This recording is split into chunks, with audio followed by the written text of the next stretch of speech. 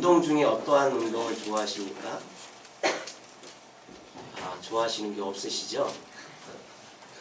보는 걸 좋아해요. 예, 우리 박순혜 집사님은 진짜 보시는 거 좋아하시는 것 같아요. 보는 걸 좋아해요. 저랑 언제 한번 야구장을 꼭 가봐야 되는데, 예. 코앞에 넘어지면 코앞이 야구장이거든요. 밤마다 괴로워요. 그쪽이 환하게 야구 경기가 있는 날은 그 주변이 뭐 진짜 그 무슨 우주 비행기가 와서 착륙한 것처럼 환합니다. 온 동네가 그 지역이 환해요. 그래서 저걸 보면서 야, 저 주위 사람 야구가 뭐 축구처럼 90분에 끝나는 게 아니잖아요. 막 길면 3시간 막 가잖아요. 그러니까는 뭐 저녁에 하면 막 11시 넘어서까지 그 조명을 켜놓으니까 그 주위 사람들이 아마 많이 불편할 것 같아요. 근데 우리 박순혜 집사님은 이렇게 보는 거 하시는 것보다 아마 보시는 거를 더 좋아하시는 것 같습니다. 저는 개인적으로 이렇게 축구를 좋아해요. 축구를. 자, 남자들이 하는 경기잖아요. 물론 여자들도 하지만 그 여자분들이 이렇게 축구를 하는 거 보면 이렇게 좀 뭐랄까요? 무서워요. 괜히 이렇게 그 과격한 운동이잖아요. 축구가. 그래서 잘못하면 진짜 죽을 수 있는 경기가 축구예요. 축구에서 진짜 실제적으로 죽는 사람들도 많이 있습니다. 그만큼 축구는 과격한 운동이에요. 그래서 여자분들이 축구하는 거 보면 좀 무서워요. 이제 프로 선수도 있잖아요, 우리나라에. 있는데 여자분들이 이렇게 하는 거 보면 정말 다칠까봐, 어디가 부러질까봐, 진짜 이렇게 쓰러질까봐 걱정이 많이 됩니다. 근데 어떻든 간에 저는 개인적으로 축구를 좋아하는데, 많은 사람들이 그래요. 우리나라 축구는 별로 재미없다 그래요. 근데 많이 좋아졌어요. 요즘에는 굉장히 예전보다도 스피드해졌고 굉장히 좀 터프해졌어요. 그래서 우리나라 축구도 많이 좋아졌는데 정말 많은 사람들이 보는 축구는 뭐 프리미어 리그 같은 거, 뭐 세리얼, 뭐 그러한 축구를 이렇게 많이 봅니다. 근데 제가 왜 이 말씀을 드리냐면 그 프리미어 리그나 이 세리얼 그 리그 그 경기를 보잖아요. 아니면 뭐 국가 대항 그 경기를 보면요. 수많은 관중들이 옵니다. 그죠? 진짜 그 큰 경기장에 4만 명 이상을 수용하는 경기장에 꽉 찹니다. 근데요. 경기가 시작하게 되면요. 양측 응원단이요. 엄청난 그 좋아하는 팀의 이름을 외치면서 막 그냥 일어나서도 또 어떠한 그 물건을 이렇게 흔들면서 그 팀을 응원하는 것을 볼 수가 있어요. 이길 때까지 90분 동안 이 관중들이 그 팬들이 엄청나게 막 진짜 열정적으로 선수들보다 진짜 그 더 열심히 이렇게 응원하는 것을 볼 수가 있어요. 어제 우리 학생 청년들이랑 민속촌을 갔다 왔는데 민속촌 하면 어떻게 해야 돼요? 우리나라 그 옛날 사람들이 어떻게 살았는지를 한번 이렇게 봐야 되잖아요. 거기에 다 이렇게 만들어 놨잖아요. 근데 우리 주일학교 아이들은 그거에 관심보다도 놀이동산에 더 관심이 많더라고요. 이렇게 타는데 이렇게 관심이 많아요. 우리 청년들은 우리가 따로 다녀서 어떤지는 잘 내가 모르겠는데 민속촌 하면 옛날 조선 시대 사람들은 어떻게 옛날 사람들은 어떻게 살았는지 우리가 한번 그 만들어 놓은 그 시대를 배경으로 해서 이렇게 만들어 놓은 그러한 것을 보면서 이렇게 살았구나라고 생각할 수도 있어요. 근데요. 우리 주일학생들이랑 저희는 이렇게 민속촌을 한 바퀴 다 돌지 못했어요. 워낙 아이들이 놀이동산에서 노는 걸 더 좋아했기 때문에 돌지 못했는데 우리가 민속촌 거기에서 어떠한 거를 한 가지 봤는데 흥부전을 봤어요. 흥부전. 마당패들이 나와서 그냥 이러한 그 원형극장식으로 옛날처럼 이 원형극장식으로 그 바깥에다가 이렇게 실외에다가 만들어 놓은 곳이 있어요. 그래서 거기에서 앉아서 그 흥부전을 봤거든요. 조금 퓨전식 흥부전이었어요. 굉장히 재밌더라고요. 근데 제가 어저께 원형으로 돼 있는데 가운데서 관객들이 그 연극을 하고 관객들이 이 원형 그 둘러서 앉아갖고 이제 그 흥부전을 구경을 하는데 한 300에서 400명 정도가 꽉 찼어요. 그래서 제가 속으로 그랬어요. 야, 모이란 말도 안 했는데 어떻게 저렇게 모일 수가 있을까? 흥부전 한다니까 400명이 진짜 한 500명 가까이 될 수도 있어요. 꽉 찼으니까 앉을 자리가 없어서 서서 보는 사람들도 있었으니까요. 그냥 알리지도 않았어요. 보러 오라고 하지도 않았어요. 그냥 글자에 메시에 흥부전 있습니다 했는데 그 수많은 사람들이 와서 그걸 보면서 제가 놀란 게 뭐냐면 막 같이 그 광대들이랑 그 팬들이랑 그 구경하는 사람들이랑 하나가 돼서 광대들이 질문을 하면 이 팬들도 이 구경꾼들도 같이 이렇게 화답하면서 막 그냥 막 따라 부르고 그리고 막 어떠한 멋있는 그런 게 나오면 박수를 치면서 이렇게 흥에 취해 있는 것을 이렇게 제가 볼 수가 있었습니다. 그러면서 야, 저기에서 잠깐만 그냥 복음에 대해서 가르침을 전하면 얼마나 좋을까 그 생각도 했고요. 또 한 가지는 어떤 생각을 했냐면 제 마음을 한번 들여다 봤어요.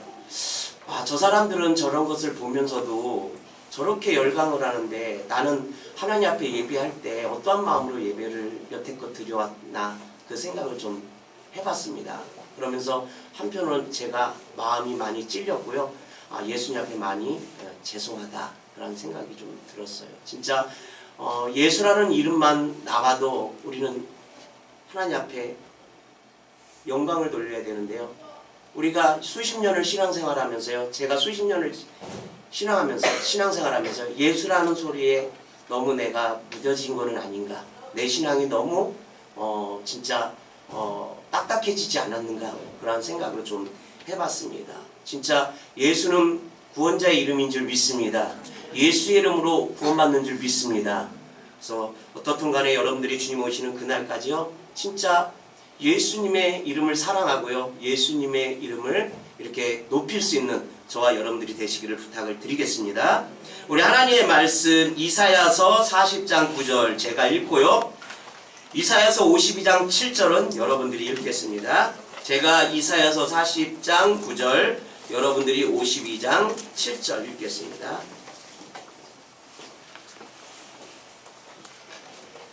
아름다운 소식을 시온에 전하는 자여 너는 높은 산에 오르라. 아름다운 소식을 예루살렘에 전하는 자여 너는 힘써 소리를 높이라.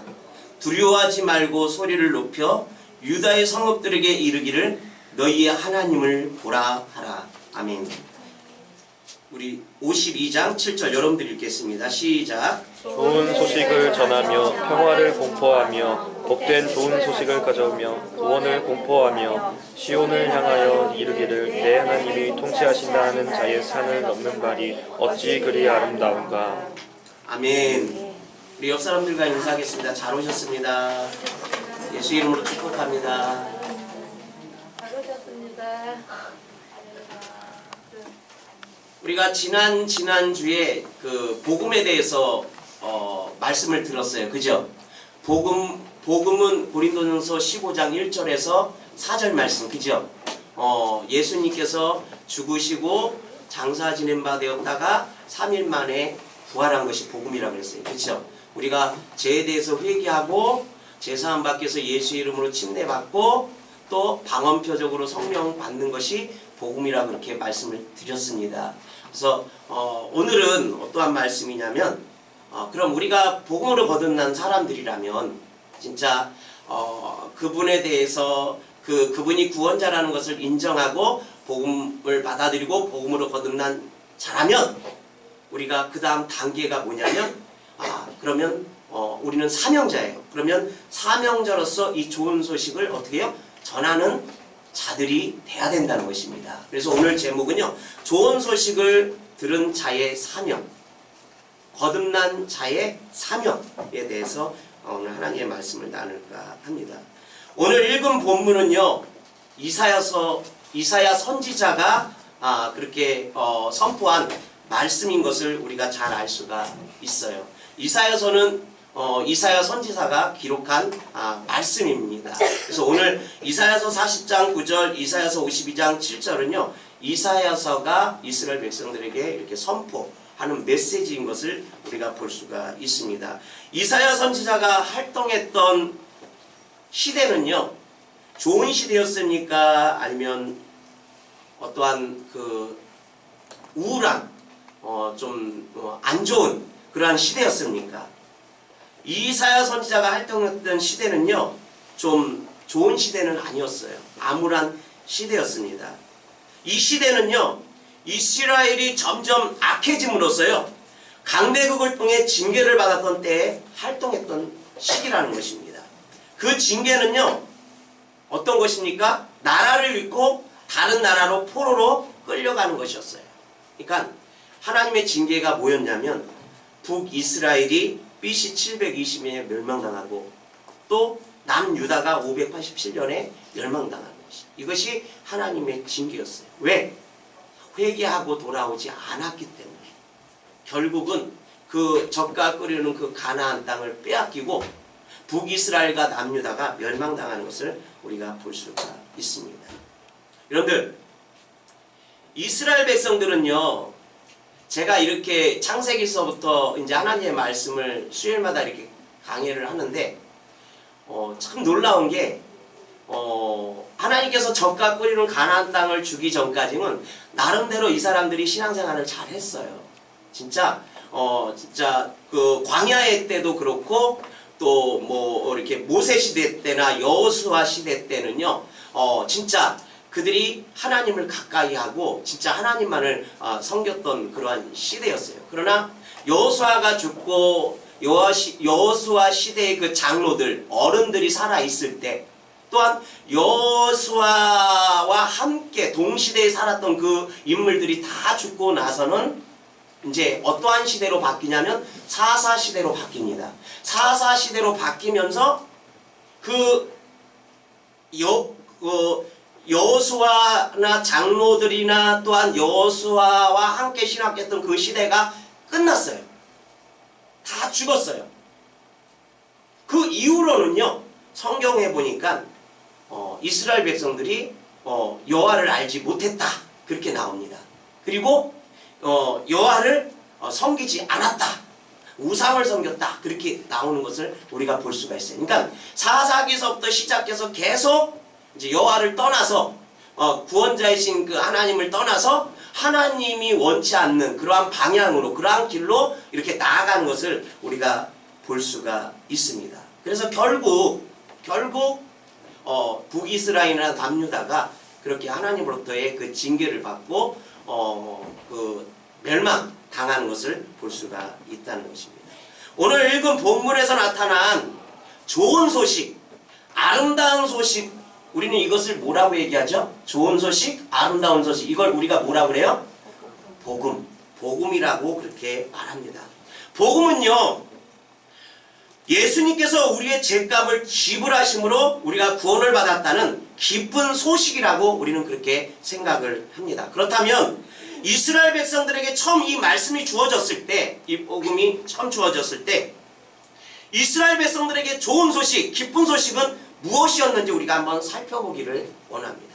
좋은 소식, 기쁜 소식, 이것이 무엇인가에 대해서 한번 살펴보기를 원합니다. 굳이 알고 있는 이 기쁜 소식, 복음을 이스라엘의 입장에서 바라보고자 하는 이유는 단 한 가지라는 것입니다. 우리가 복음에 대해서 공식처럼 외워서요, 죽음, 장사, 부활, 이렇게 공식처럼 외워서요, 우리의 마음에 감흥이 없기 때문이라는 것입니다. 뭐 감동이나 어떠한 흥이 없어요. 기쁨이 없어요. 왜? 우리가 이 복음에 대한 것을 이 공식처럼 외우고 살아가고 있어. 그래서 예수 이름 나와도 우리가 감흥이 없어요. 복음이 선포돼도요, 감흥이 없어요. 이것이 정말 좋고 기쁘고 아름다운 소식이라면 우리는 왜 이 소식을 접하고도 나와 상관없는 듯 마음의 감동이 사라지는 것일까요? 이스라엘 입장에서 생각해 보고요. 복음의 감동을 일어나기를 소망합니다. 이사야가 이 말씀을 선포했을 때는요. 이스라엘이 바벨론의 포로로 끌려가 나라 잃은 백성으로 삶을 살 때 주어진 말씀이에요. 나라 잃은 삶을 살았을 때 주어진 말씀이 오늘 여러분들이 읽은 본문 말씀이라는 것입니다. 여러분들 우리도요. 저는 그 시대 사람이 아니지만 우리나라도요. 일제로부터 나라를 잃어버린 적이 있어요. 나라를 잃어버린 백성들의 삶은요. 어떠한 삶이에요? 노예 같은 삶을 살 수밖에 없다는 것입니다. 오늘도 나라 없는 백성들이요. 다른 나라에서 얼마나 토대접을 받고요. 인간의 권리를 누리지 못하고요. 징순만도 못한 삶을 사는 것을 우리가 매스컴을 통해서 볼 수가 있어요. 뭐 보트 피플이라고 해서 그 진짜 나라를 잃어버려서요. 이렇게 바닷 가운데 이렇게 떠돌아다니면서 우리 좀 받아주세요. 우리 좀 살려주세요. 하는 사람들이 많이 있습니다. 근데 진짜 안타까워요. 그죠? 너무 불쌍하고. 진짜 그렇다고 무작정 다 받아줄 수는 없는 거예요. 그러니까 그러한 것들이 국제사회가 해결해야 될 그러한 문제들입니다. 여러분들이 그러한 사람들을 위해서도 기도해 주시기를 부탁을 드리겠습니다. 나라를 잃으면요. 진짜 짐승반도 못한 삶을 살 수밖에 없어요. 엄청난 수치를 당하면서 살 수밖에 없다는 것입니다. 이스라엘이 강대국에 의해 포로로 잡혀간 것은요. 그들이 하나님을 버리고 다른 신을 열망하였기 때문이라는 것입니다. 왜 망했습니까? 왜 멸망당했습니까? 왜 징계를 받았어요? 하나님 외에 다른 신을 섬겼기 때문에 하나님으로부터의 징계를 받는 것을 볼 수가 있다는 것입니다. 하나님이 가장 싫어하는 것은요. 나 외에 다른 신을 섬기는 것입니다. 이스라엘이 포로로 잡혀가기 전, 이스라엘이 멸망하기 전에 하나님은요. 얼마나 애를 쓰셨는지 몰라요. 돌아와라. 회개하고 돌아와라. 그러면 모든 것을 갖다 덮는다는 거예요. 너희 죄가 먹물보다도 거물지라도 너희 죄가 좋은 것 같이 붉을지라도 내가 다 덮겠다. 회개하고 돌아와라. 우상 숭배하는 것들 다 회개하고 돌아오라는 것이에요. 잘못된 길로 가는 모든 것들 회개하고 돌아오라는 것이에요. 그럼 하나님께서 없던 일로 해주신다는 거예요. 잊어버리신다는 거예요. 내가 너희와 함께 하신다는 거예요. 내가 너희를 축복해 주신다는 거예요. 하나님은요. 이렇게 애를 많이 쓰셨어요. 이스라엘이 돌아오기를. 장자된 이스라엘이 영적으로 장자된 이스라엘이 하나님 앞에 다시 바로 서기를 하나님께서는 원하셨다는 것입니다. 하지만 이스라엘은요. 다른 나라의 힘을 의지했고요. 다른 나라의 신을 더 열망하는 것을 우리가 볼 수가 있다는 것입니다. 이스라엘이 다른 나라의 신을 대하는 태도는요. 정말 열망이라는 표현을 써도 안 될 만큼 적극적이었다는 것입니다. 그러나 하나님은요. 이 바람난 이스라엘을 잡으려고 애를 쓰셨어요. 많은 선지자를 통해서요. 애를 쓰는 것을 우리가 볼 수가 있어요. 회개시키고 그들이 다시 자기들의 그 위치에 돌아오기를 하나님께서는 진짜 무진장 애를 쓰는 것을 우리가 성경을 통해서 볼 수가 있어요. 기회를 주는 것을 우리가 볼 수가 있다는 것입니다. 심지어 하나님은 악한 아하스 왕이 좋은 왕은 아닙니다. 이 왕은요 좋은 왕은 아니에요. 나쁜 왕이에요. 하물며 악한 왕이라고 얘기하고 있습니다. 이 악한 아하스 왕이 다른 나라가 공격해 와서 근심하는 것을 알고 그를 위해 이사야를 보냅니다. 하나님을 위해서 예배하는 왕은 아니었어요. 하나님을 사랑하는 왕은 아니었어요. 하나님을 의지하는 그런 왕은 아니었어요. 항상 하나님과 반대적으로 삶을 살았던 왕이 아하스 왕이에요. 하나님이 싫어하는 것들만 하는 왕이 아하스 왕이에요. 근데 하나님께서는요. 그 왕이 근심하는 것을 보시고 누구를 보내요? 이사야를 그에게 보내는 것을 볼 수가 있습니다. 하나님은 이사야 선지자를 보내서 그를 위로하고 낙심하지 말라 이렇게 말씀하고 있습니다.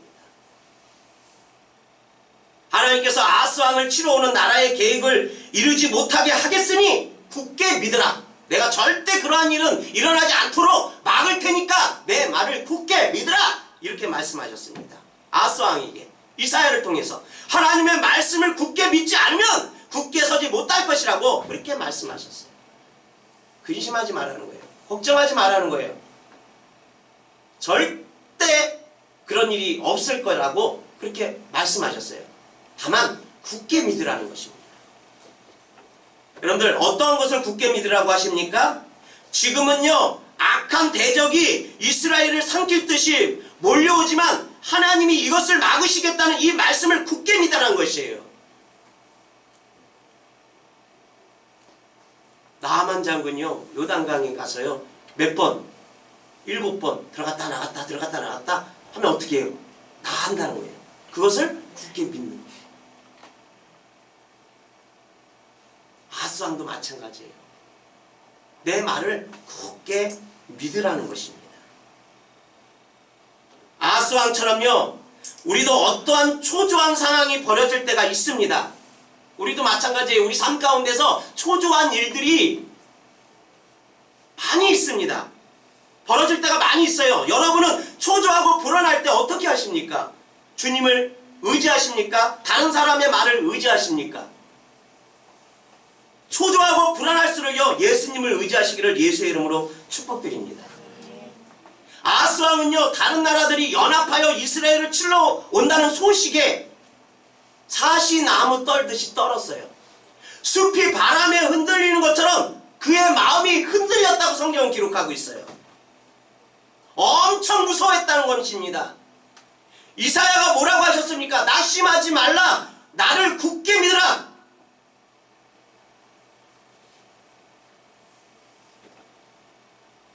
여러분들 숲 전체가 먹구름이 낀 듯이 어둡고 강풍의 나무들이요 뽑힐듯이 흔들리듯 아하스 왕은요 마음이 너무 불안한 거예요. 지금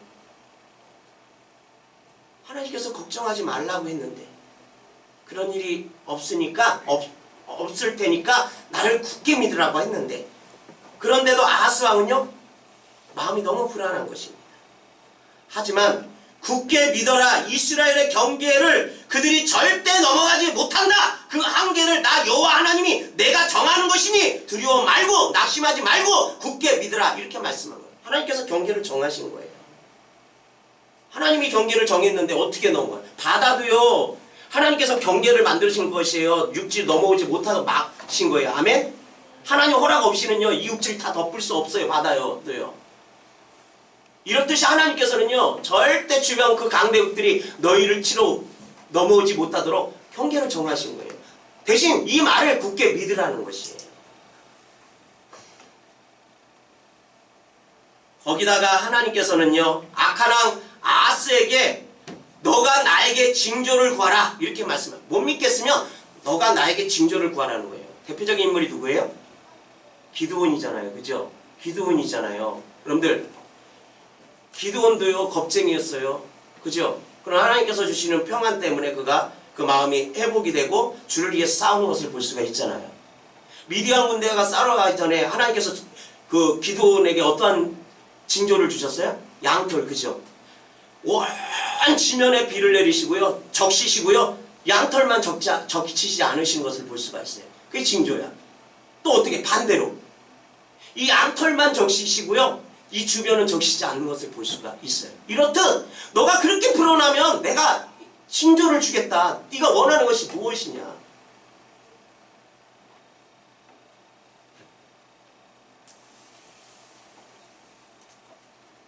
하지만 아하스 왕은요 하나님의 사람 이사야를 통해 전해 들은 하나님의 위로의 말씀 또한 힘이 되는 말씀을 마음으로 심령으로 받지 않았습니다. 겉으로는 겸손한 척 하나님을 두려워하는 척 내가 어떻게 하나님께 징조를 구하겠느냐고 나는 하나님을 시험하지 않겠다는 척. 하지만 속으로는 하나님의 말씀을 무시하고요. 이 아하스 왕은요 속으로는요 하나님의 말씀을 무시하고요 어떻게 이 어려움을 극복할지 스스로 머리를 굴리고요 자기 살 길을 스스로 찾는 것입니다. 하나님은 우리의 마음을 다 아시는 분이에요. 아멘. 하나님의 이 아하스의 마음을 다 아셔요. 근데도 하나님께서는 계속해서 긍휼히 여기시려고 그러는 거예요. 불쌍히 여기시려고 하시는 거예요. 하나님은 걸리적거리니까 가만히 계십시오. 아하스는 그렇게 얘기해요. 속으로. 제가 알아서 합니다 라는 태도가 아하스 왕의 태도라는 것입니다. 결국 아수르라는 이 강대국에 잘 보이려고요, 아하스 왕은요 강대국인 이 아수르에 잘 보이려고 가진 것을 다 바치고요 도와달라고 구걸합니다. 살려달라고 구걸합니다. 구걸하러 갔다가 본 이 아수르의 신을 숭배하는 큰 제단을 보고 감탄합니다.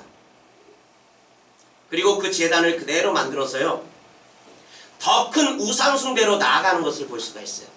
그 제단으로 하나님을 섬기는 것이 아니라 우상을 섬기는 것을 볼 수가 있어요. 이처럼 이스라엘은요 하나님을 무시하고 우상 숭배에 열을 올립니다. 박차를 가합니다. 그의 결과로 나라가 망하게 되고요 끌려가게 되는 것을 볼 수가 있다는 것입니다. 이스라엘은요 죄의 결과로 망하게 되었습니다. 이것이 죄의 결과고요 이스라엘의 지금 이사에서 우리가 읽은 그 말씀의 배경이라는 것입니다. 모순이라는 것입니다. 여러분들, 이러한 이스라엘에게 오늘 본문 말씀에 보니까요 기쁜 소식이 무엇입니까? 죄로 인해서 멸망당한 이스라엘 백성들에게 기쁜 소식이 무엇입니까? 모든 것을 다 잃어버린 이스라엘에게 아름다운 좋은 소식이 무엇입니까? 우리 한번 말씀을 보겠습니다. 이사야서 52장 7절입니다.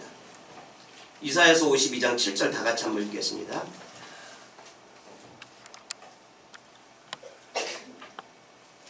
시작.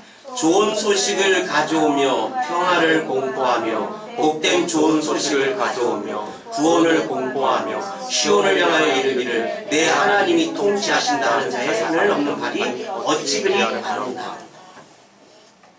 바로 포로에서 해방되는 것이 좋은 소식이에요. 그 시대 때 포로예요. 그 포로로부터 해방되는 것이 좋은 소식이라는 것입니다. 포로가 잡혀가 다른 나라의 통치 속에 사는 것은요 불행이라는 것입니다. 암울하다는 것이라는 것입니다. 하지만 해방되어 다시금 하나님의 통치 속으로 들어가는 것이 좋은 소식이라는 것입니다. 좋은 소식은 다시금 잃어버렸던 것들을 다시 찾게, 전쟁, 다시 회복하는 전쟁에서 승리하였다는 소식이 좋은 소식이라는 것입니다. 전쟁은요 어느 한 지점에서 맹력이 일어납니다. 힘없고 약한 백성들은요 전투에 나가 싸움이 어떻게 되었는지 매우 불안해요. 여러분들, 우리나라가 1950년도에 6.25 전쟁이 터졌잖아요. 6월 25일 날. 그때 그 전쟁이 3년 갔나요? 동안 그 전쟁을 치르는 그 당시에 사람들이 얼마나 불안했을까요? 얼마나 비참했을까요? 얼마나 많은 수치들을 당했을까요? 마찬가지라는 것입니다.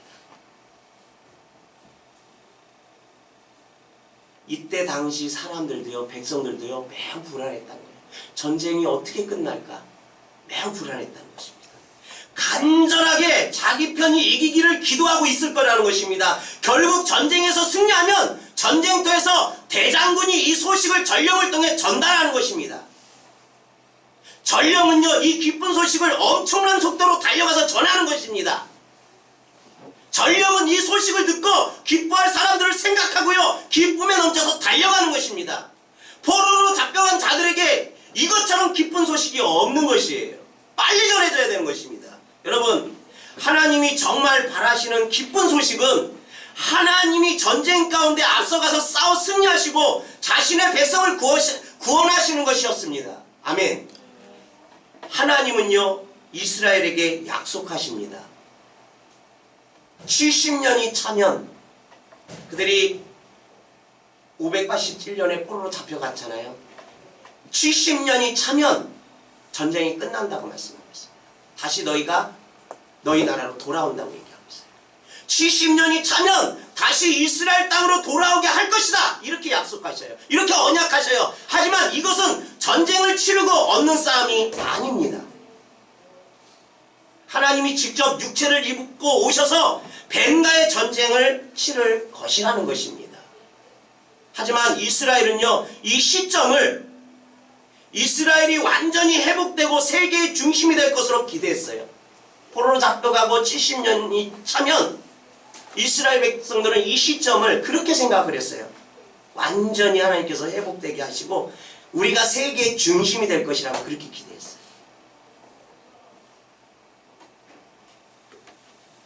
하나님이 예언의 말씀에 너희들은 바벨론의 포로로 끌려갈 것이니 그들과 맞서서 싸우지 말고 순복하고 끌려간 곳에서 70년 동안 아이도 낳고 집도 지으면서 살라고 그렇게 말씀하십니다.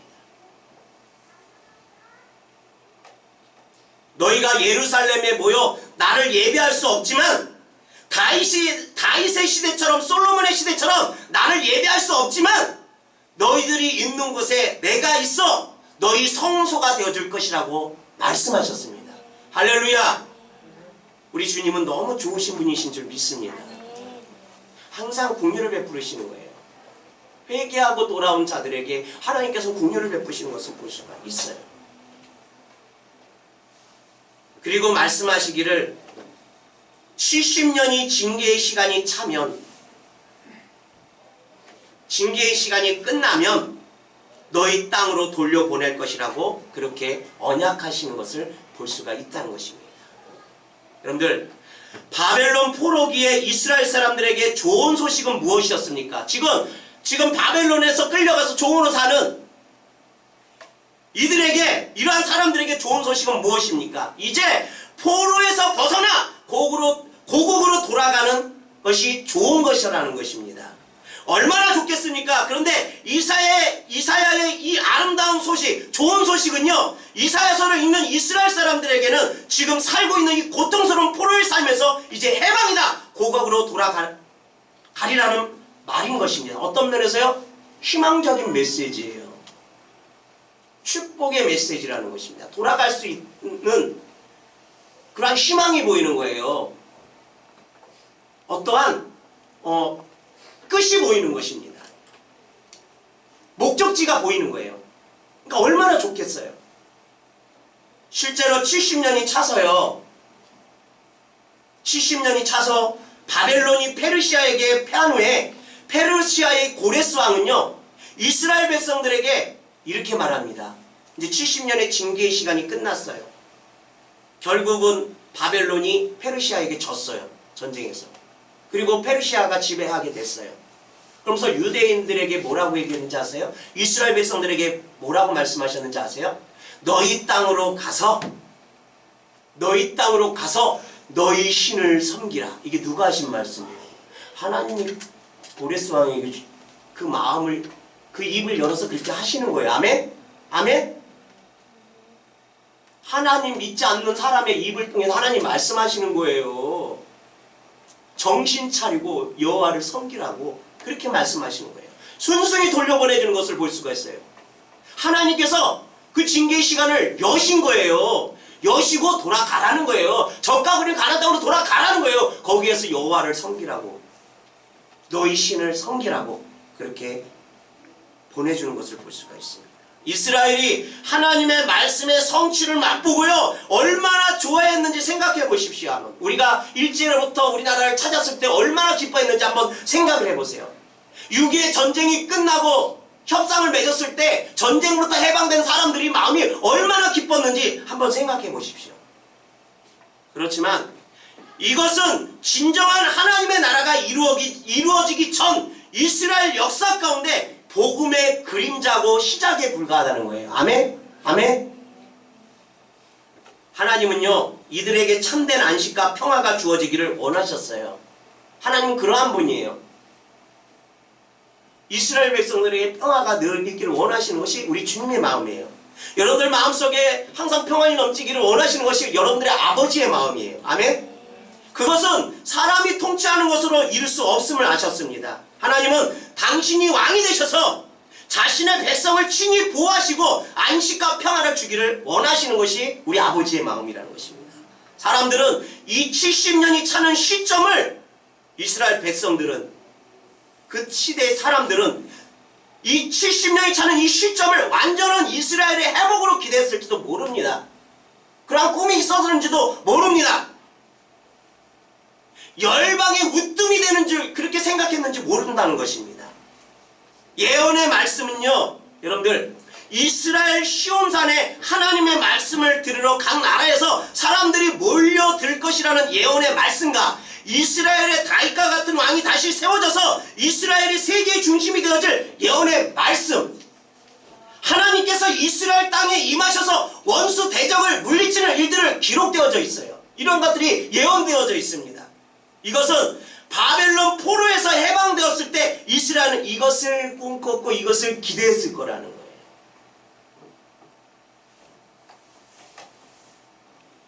진짜 그렇게 됐어요? 70년부터 하나의 징계 시간이 끝났어요. 그로부터 그들이 진짜 열방을 다스리는 나라가 됐어요? 아니에요. 근데 그들은 그것을 꿈꿔왔다는 거예요. 자신이 여러 나라에서 받은 수치를 갚아주시고 이스라엘의 모든 이방 나라를 심판하고 이스라엘이 중심이 되어 그것에서 선포되는 진리를 듣기 위해, 하나님을 알기 위해 열방이 시온산으로 오는 일들이 시작될 것이라고 기대했을 거라는 것입니다. 하지만 그 이후에 예수님이 베들레헴에 태어나시는 시점까지 수백 년 동안 이 일이 일어났어요? 안 일어나지 않았습니다. 예수님이 이 땅에 오시기 전까지 수백 년 동안 그들이 꿈꿔왔던 그 일이, 그 사건이, 그 열망이 일어나지 않았습니다. 어떠한 일이 일어났어요? 포로로부터 해방됐지만 어떠한 일이 일어났어요? 주변 강대국으로부터 어떻게 됐어요?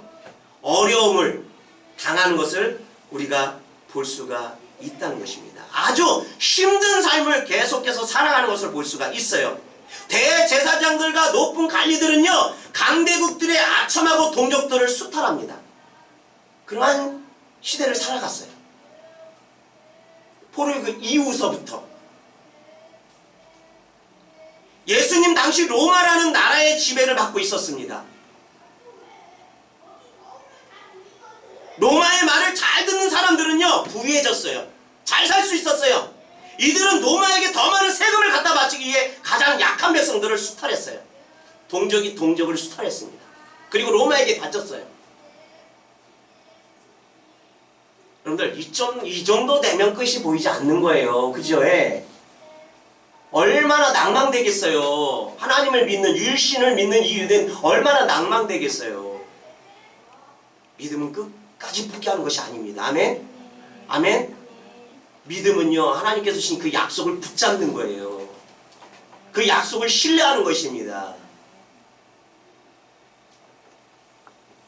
여러분들, 이러한 시대에 수백 년 동안 진짜 그 강대로부터의 그 눌림을 받은 이 시대에 바울이 살고 있었다는 거예요.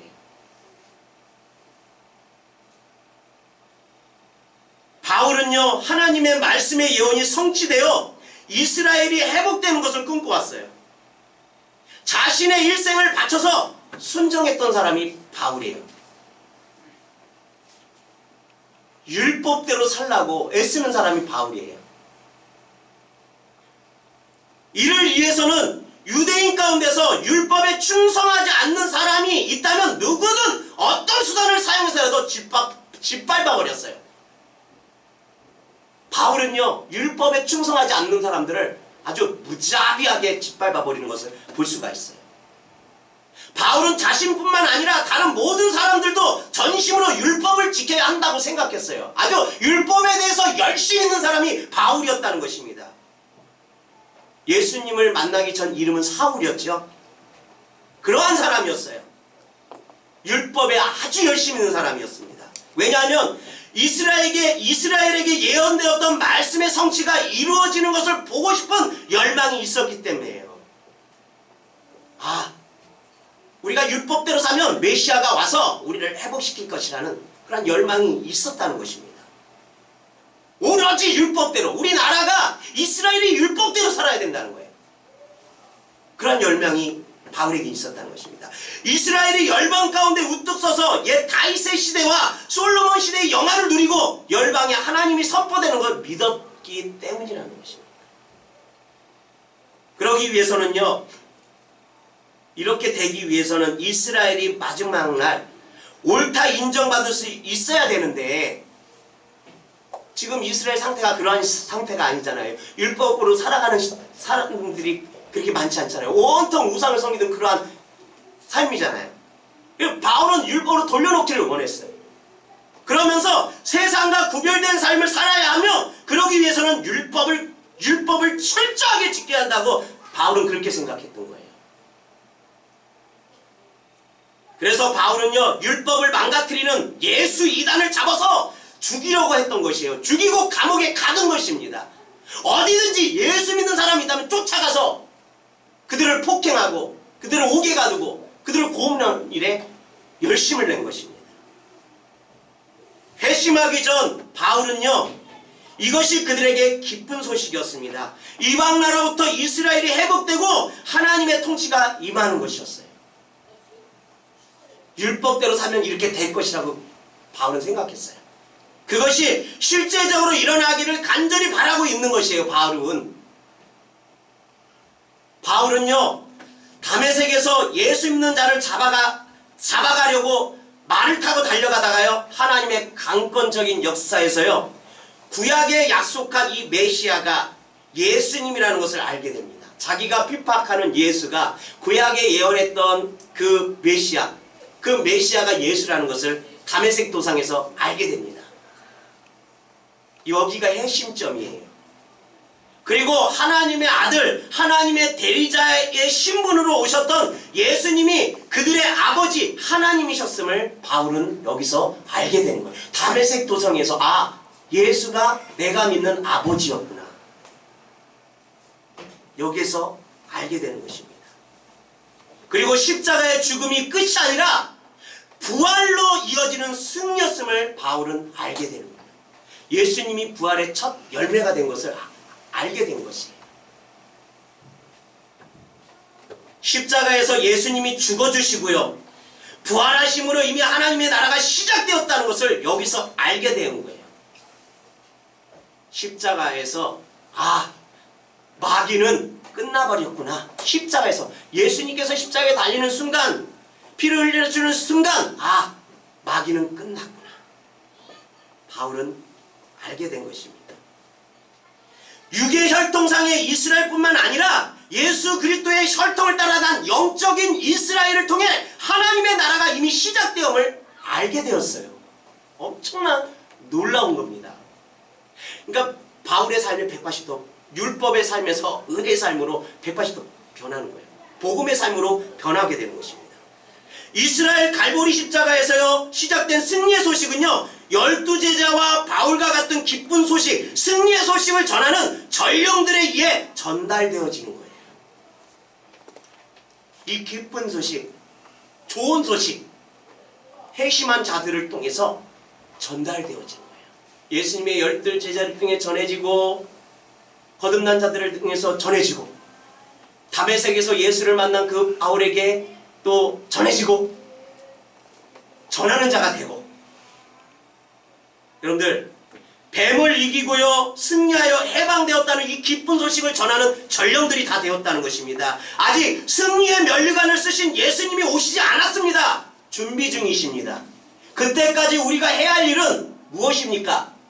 복음의 전령의 일을 해야 된다는 거예요. 아멘. 기쁜 소식을 전하는 전령들이 되어야 된다는 것입니다. 예수님 태어날 당시 헤롯이 로마의 승리로부터 이스라엘의 왕이 되었어요. 그죠? 예수님이 태어날 당시에 왕은 헤롯인 것을 여러분들이 다 아실 거예요. 근데 이 헤롯은 누구로부터의 승인을 받아서 왕이 됐어요? 로마로부터의 승인을 받고 왕이 되었어요.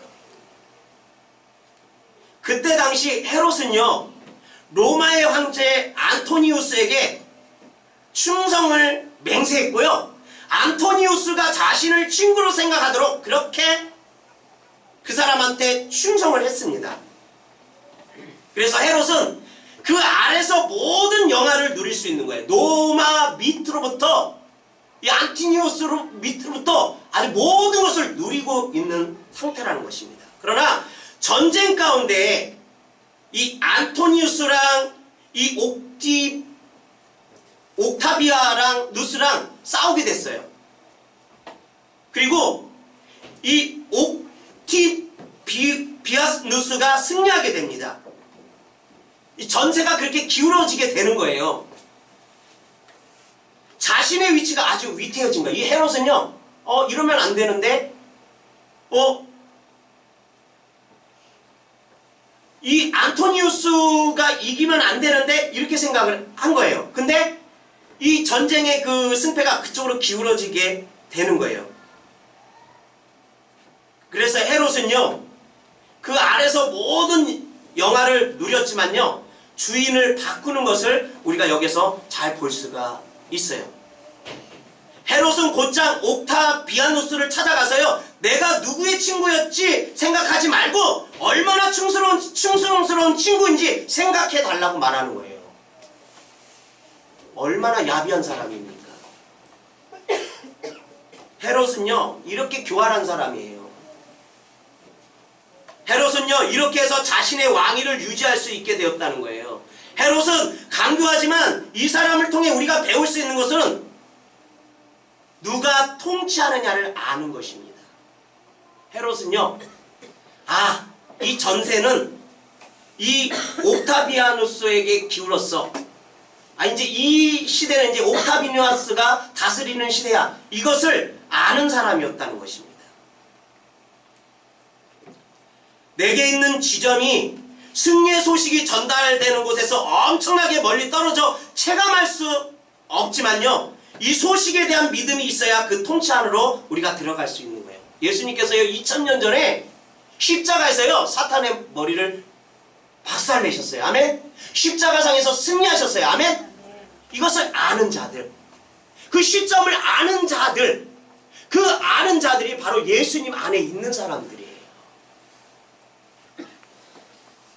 세상의 통치자 안에 있어서 내가 살고 있는 삶이 너무나 편하고 좋았던 사람은요, 이 세상의 통치자가 바뀌는 것을 원치 않을 것입니다. 누구처럼? 헤롯처럼.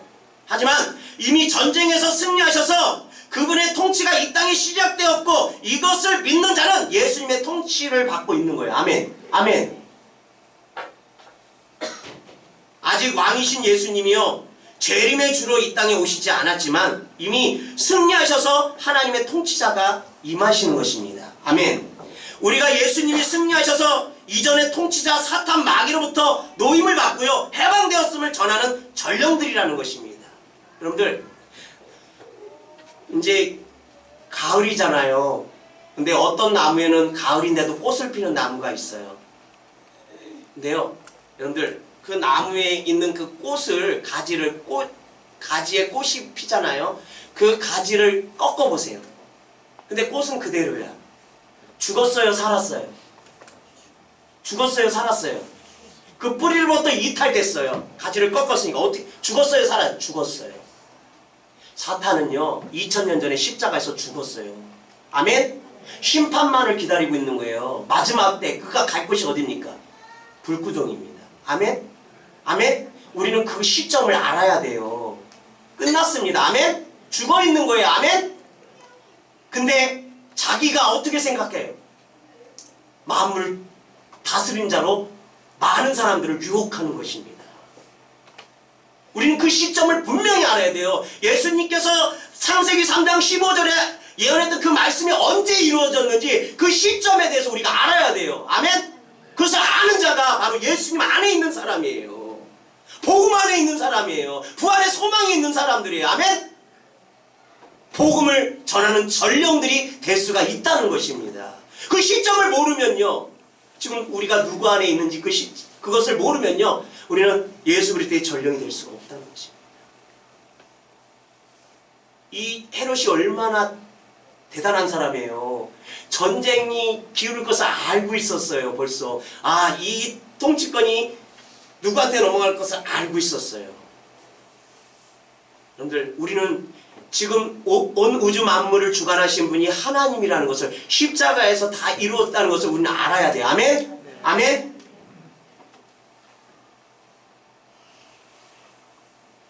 여러분들, 우리가 예수님이 승리하셔서요, 이전에 통치자 사탄 마귀로부터 노임을 받고요, 해방되었음을 전하는 전령들입니다. 이것을 믿는 자는요, 하나님의 통치를 받기 시작하는 거예요. 성령이 내 안에서 안 돼라고 하시는 부분에 순복하고요, 순종하고요, 주의 법대로 살기 위해 주님의 말씀을 알아가려고 애를 쓰는 자가 될 거라는 것입니다. 하나님의 통치를 받는다는 것은요, 내가 주인이 되어 내가 모든 것을 결정하는 것이 아니라 하나님께 여쭤보고요, 하나님의 허락하신가, 하나님의 기뻐하신 뜻에 따라 사는 자라는 것입니다. 이러한 자가 예수님 안에 있는 자들이에요. 사랑하는 주사랑 지체 여러분, 여러분은 하나님의 통치를 받고 계십니까? 여러분 안에 아직도 마귀의 통치에서 하나님의 통치로 바뀌어지는 복음이 아직도 여러분에게 기쁘고 아름답고 좋은 소식입니까? 여러분들, 이 귀한 복음이 여러분들에게 지금도 진짜 정말 기쁜 소식입니까? 그렇게 되어지기를 예수의 이름으로 축원드립니다. 그렇다면 하나님의 통치를 받으시기를 바랍니다. 아멘. 하나님의 통치를 받는 복음의 전령들이 되시기를 예수의 이름으로 축원드립니다. 우리 이 시간에 찬양 드리고요, 아름다운 소식을 전하는 자여, 너는 힘써 소리를 높이라. 두려워하지 말고 소리를 높여 우리가 힘써 주 예수를 알리는 자가 됩시다 라고 기도하는 시간을 갖기를 원합니다. 우리 한번 찬양 드리고 나서요, 다 같이 기도하겠습니다.